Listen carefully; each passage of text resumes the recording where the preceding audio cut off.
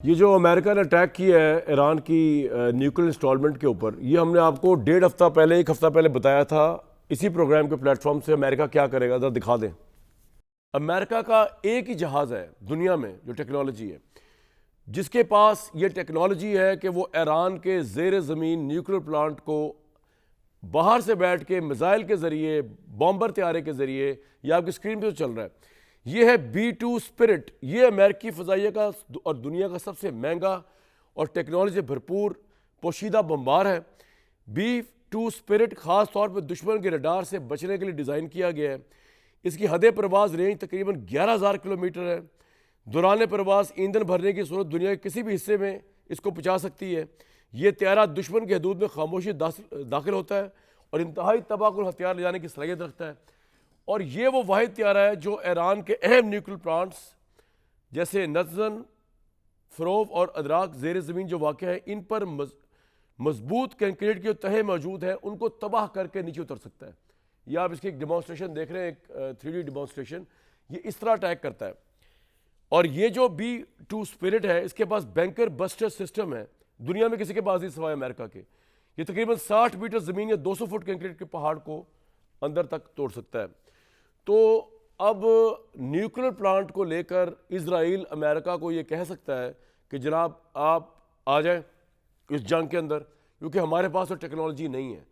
ये टेक्नोलॉजी आपके पास ही है, आप ही इस पर ट्रेंड है और इसको अमेरिकन पायलट्स के अलावा कोई चला भी नहीं सकता। तो इस वक्त डोनाल्ड ट्रंप के लिए फैसला कौन घड़ी है। एक तरफ वो वादे करके आए हैं इलेक्शंस के अंदर कि जनाब मैं तो दुनिया में पीस फैलाने आया हूँ। वो पाकिस्तान इंडिया की वॉर में से भी कह रहे थे कि मुझे पीस का नोबेल प्राइज़ का कैंडिडेट मुझे मिलना चाहिए। दूसरी तरफ यहाँ पर वो प्रॉब्लम है, उनके लिए बड़ी फैसला कौन घड़ी है। वो इजराइल को नाराज़ भी नहीं कर सकते, वो ईरान को न्यूक्लियर इन्रिचमेंट करने भी नहीं दे सकते। तो भाई ये आपको बताया था हमने 17 तारीख को कि अमेरिका आएगा तो न्यूक्लियर प्लांट के ऊपर अटैक होगा, क्योंकि अमेरिका के बॉम्बर तैयारे के अलावा किसी के पास टेक्नोलॉजी नहीं है। अब जी अमेरिका आ गया, अब इसमें कोई छंबे की बात नहीं, अमेरिका ने आना ही आना है। जब इजराइल अपने बिहाफ पे कुछ नहीं कर रहा। ये जो लोग सोचते हैं ना कि जी वो अमेरिका इस जंग के अंदर आएगा कि नहीं आएगा, उनको पता ही कुछ नहीं है। Middle east hot water diplomacy ये आज से नहीं है, ये तब से है जब से ऑयल डिस्कवर हुआ है सऊदी उस पूरे गल्फ स्टेट के अंदर।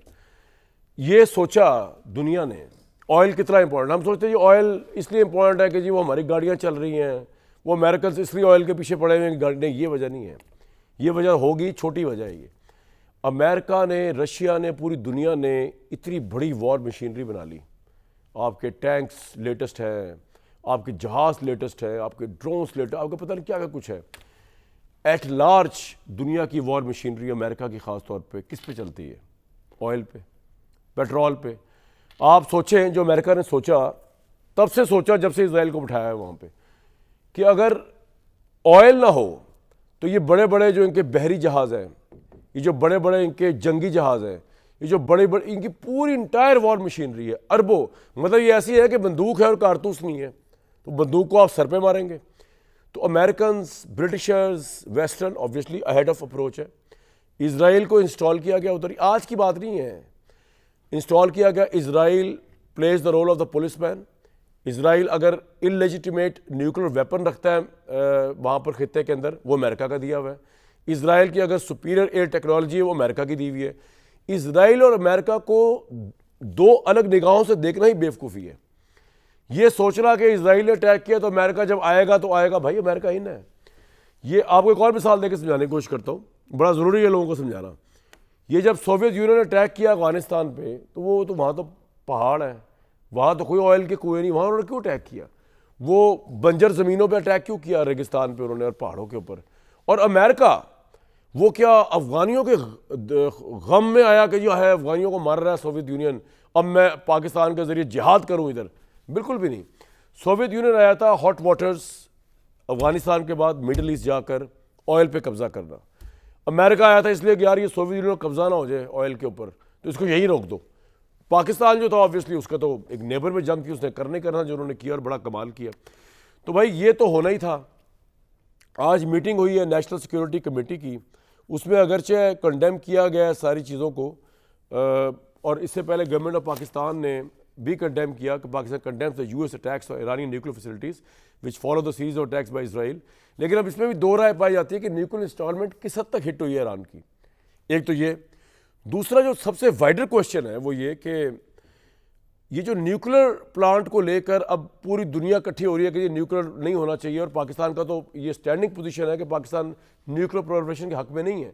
तो पाकिस्तान पर इल्ज़ाम ही ये था कि पाकिस्तान इस्लामी ममालिक को बम दे। पाकिस्तान का नहीं भाई, हम बम बना रहे हैं सिर्फ इंडिया के लिए, ना ये बम इसराइल के लिए, ना ये अमेरिका के लिए, ना ये रशिया के लिए, किसी के लिए नहीं है।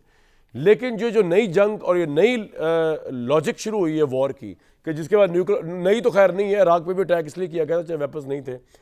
अब जो मिडिल ईस्ट में शुरू की है इसराइल ने, और इसमें अमेरिका साथ है, खतरा ये है कि अगर इंडिया साथ मिल गया, क्योंकि डोनाल्ड ट्रंप का पता नहीं चलता सुबह वो क्या करता है, किसके साथ क्या खाता पीता है, शाम को किसके साथ उठता बैठता है, रात को वो क्या करता है, उनका कुछ नहीं पता अमेरिकन प्रेसिडेंट का। वो अपनी सोच के मालिक है। देखें उन्होंने कह दिया जी 2 हफ्ते बाद फैसला करूंगा कि ईरान के साथ क्या करना, अटैक करना है। कि अब सारी दुनिया सोच रही है कि यार अब 2 हफ्ते तो है, अभी उसने 2 हफ्ते से पहले काम दिखा दिया अपना। ऑब्वियसली उसके दिमाग का आप कुछ कह नहीं सकते ना, ऐसे ही होता है। वो प्रेसिडेंट है, बाइख्तियार है। हमें एक्चुअली बाइख्तियार कम लोग मिले ज़िंदगी में, तो हमें ज़रा पता नहीं चलता कि बाइख्तियार क्या होता है। ये बाइख्तियार प्रेसिडेंट है। अब उस कॉन्टेक्स्ट के अंदर जनाब जो असल बड़ी वाइडर जंग चलने जा रही है ना, वो ये है कि इंडिया इसको मैनिपुलेट ना कर दे, और इसराइल तो पहले इसका दोस्त है। इंडिया, इसराइल, अमेरिका मिलकर पाकिस्तान पे ना शुरू हो जाए। तो अब इस कॉन्टेक्स्ट के अंदर सबसे पहले मैं जॉन हुसैन साहब जो सहाफ़ी है हमारे, उनसे ज़रा पूछ लेते हैं कि कितना अटैक हुआ है ये न्यूक्लियर इंस्टॉलमेंट पे।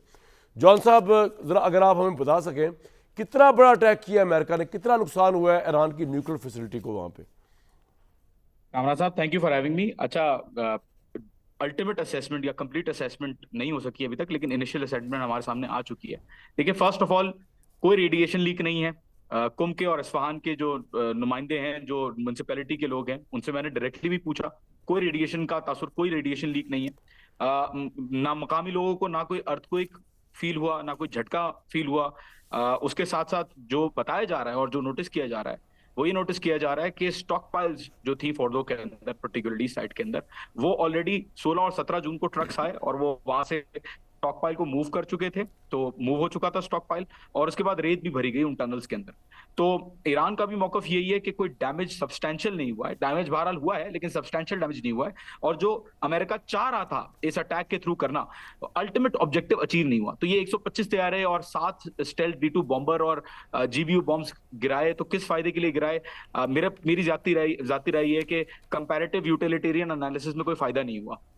नहीं, लेकिन सर अगर ये नहीं गिराए तो अमेरिका का इतना बड़ा ये ऑपरेशन है, ये अमेरिका का तैयारा, ये फिर इस तरह इलाका नामराद वापस आ गया, वो तो बड़ी कामयाबी की बात कर रहे हैं। और ये हो सकता है कि आपको जो ईरानियन बता रहे हैं वो एक प्रोपेगेंडा कर रहे हो अपने मुल्क की खातिर, वो ना बताना चाह रहे हो कि जी हमारा न्यूक्लियर प्लांट तबाह हो गया। देखें कामरान भाई, बिल्कुल गिराए हैं, बिल्कुल बम मारा है, बिल्कुल ऐसी बात नहीं है। मैं कोई प्रोपेगेंडा वैसे भी नहीं मानता, मैं अपनी भी रिसर्च करता हूँ। आज भी तेहरान के अंदर मुख्तलिफ मकामात पे स्ट्राइक्स हुई हैं, डैमेज हुआ है, मैं बायस नहीं हूँ इस बात पे। बट ऑन ग्राउंड अगर मकामी देखें, कोई रेडिएशन जब होती है ना, इतना आसान नहीं है उसको ना बताना। लोग बहरहाल रेडिएशन से बहुत ज्यादा इफेक्ट होते हैं। IAEA की अपनी रिपोर्ट है कि वहां पे रेडिएशन का वो नहीं है। वो तो खैर एक्सेस मांग रहे हैं, कह रहे हैं एक्सेस देते हैं, बहरहाल अब वो भी नहीं होगा, बहरहाल मुझे लगता है। लेकिन रेडिएशन जब लीक होती है तो इवैक्यूएशन होती हैं। गवर्नमेंट बोलती नहीं है, लेकिन इवैक्यूएट जरूर करती है। तो हम उसके ऊपर नजर रख रहे होते हैं कि इवैक्यूएशन प्लान है, नहीं है, मामूले जिंदगी अपने हिसाब से चल रही है या नहीं चल रही। तो वहां पे तो ऑब्वियसली कोई इवैक्यूएशन जब नहीं हो रही, और जब ईरान, एक और चीज है ना, देखें, अगर वाकई इतना डैमेज हुआ होता जितना यूनाइटेड स्टेट्स क्लेम कर रहा है, तो क्या रीजनेबल है ईरान का अभी तक स्ट्राइक्स को जारी रखना इजराइल के खिलाफ? जिस वजह से US आया, ईरान को स्ट्राइक करके गया, ईरान अभी भी उसको मार रहा है, इजराइल को मिसाइल्स भेज रहा है, इजराइल भी जॉन साहब एक बात बताएं, पाकिस्तान में ये स्पेक किया जा रहा है कि जी ईरान के लिए पाकिस्तान बहुत आउट ऑफ द वे जाए, आम अवामी सेंटिमेंट जो है। लेकिन ऑब्वियसली नेशनल इंटरेस्ट और नेशनल दुनिया में तनाजुर की लिमिटेशंस होती हैं। ईरान की गवर्नमेंट भी कुछ बहुत ज़्यादा एक्सपेक्ट कर रही है पाकिस्तान से, ऐसी जंग जिसमें अमेरिका, इजराइल शामिल है। चलो इसराइल को तो हम कंडेम करते हैं, लेकिन अमेरिका से कौन दुश्मनी मोल लेगा भाई इस मौके पे?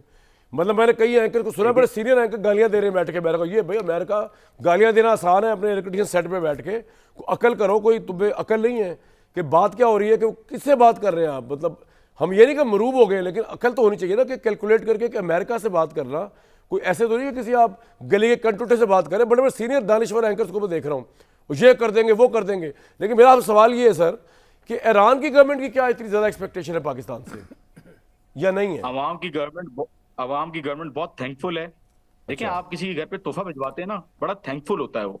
हाँ, ये छोटे नहीं कि बड़े की वो बात नहीं एक्सपेक्ट होती। करे कि जी ठीक है, अब मुझे खाना जो है वो ये खिलाना आपने शुरू बड़ी कर अच्छी दे, बात की, भिजवाना बिल्कुल शुरू कर ठीक, दे। बिल्कुल ठीक, बिल्कुल जी, ठीक। तो तेहरान जो है ना, बिल्कुल यही मिसाल है कि ये पाकिस्तान की तरफ से बड़ा अप्रिशिएट कर रहे हैं कि यार सपोर्ट है, लोग साथ हैं बड़ी मजबूती से पाकिस्तान के, और बड़ा अप्रिशिएट करते हैं ईरानी। लेकिन गवर्नमेंट लेवल पे कोई ना एड मांगी है इन्होंने। इन्होंने तो साफ रशिया और चाइना का इन्होंने मना कर दिया कि हमें बहुत एड नहीं शुक्रिया, बहुत चाहिए, क्लियरली बोल शुक्रिया जॉन, आपने हमेशा हमें वहाँ से फीडबैक किया, पूरे पाकिस्तानी मीडिया को दे रहे हैं, और we trust your analysis, that's why we invite you.